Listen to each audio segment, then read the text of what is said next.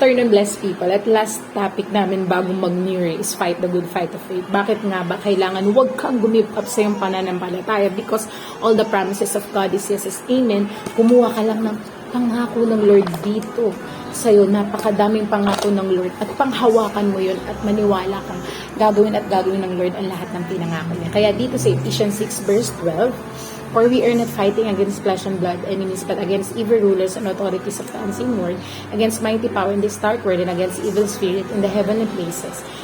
No, may kalaban talaga dito sa earth. At kailangan paglabanan natin ito sa pamamagitan ng pagsasubmit sa Word of God. Kailangan punuin mo ang isip mo ng Word of God at mag-renew ka ng mind. Kasi hanggang hindi ka nagre-renew ng mind, hanggang di mo binabago ang isip mo. Sinabi sa Proverbs 23 verse 7, for as he think in his heart, so is he. Eat and drink, he says to you, but his heart is not with you.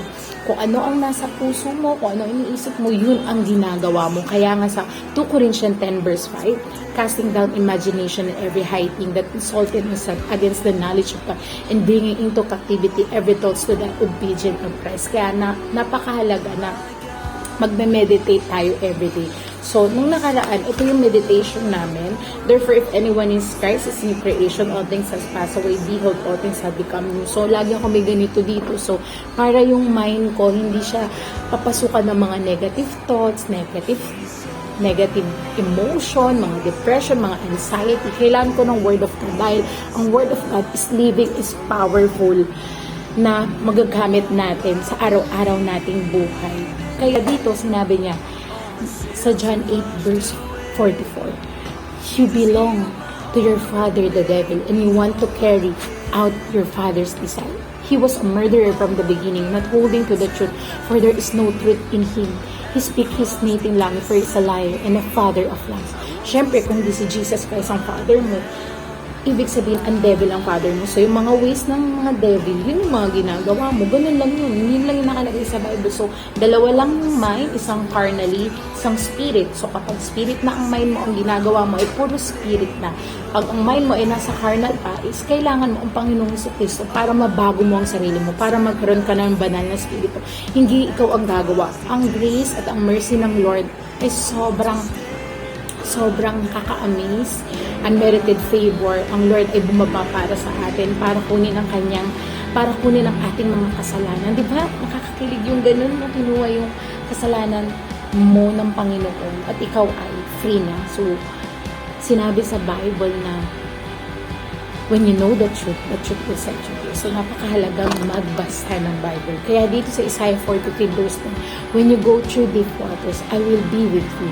When you go through rivers of difficulty, He will not drown. When you walk through the fire of oppression, you will not be burned up. The place will not consume you. Hindi ka pababayaan ng Panginoon. Lagi mo siyang kasama. God is with you. Sa Tagalog, napakaganda. Kapag dumaan ka sa malalim na tubig, sasamahan kita.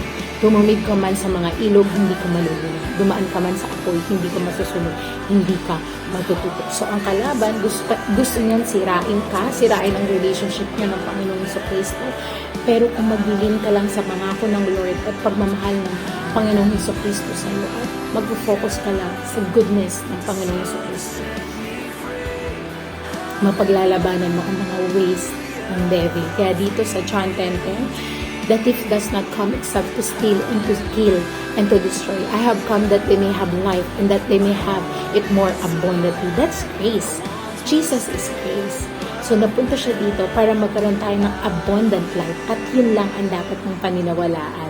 So, Happy New Year everyone at kailangan po natin magbasa ng Bible at mag-lean sa pagmamahal ng Panginoong Jesucristo. Tanggapin po natin siya ng buong puso para pumasok sa puso natin ang banal na spirito at dun tayo magbabago. Araw-araw binabago tayo ng Holy Spirit at kailangan makita yon ng ibang tao sa buhay mo. Whoever calls on the name of the Lord will be saved.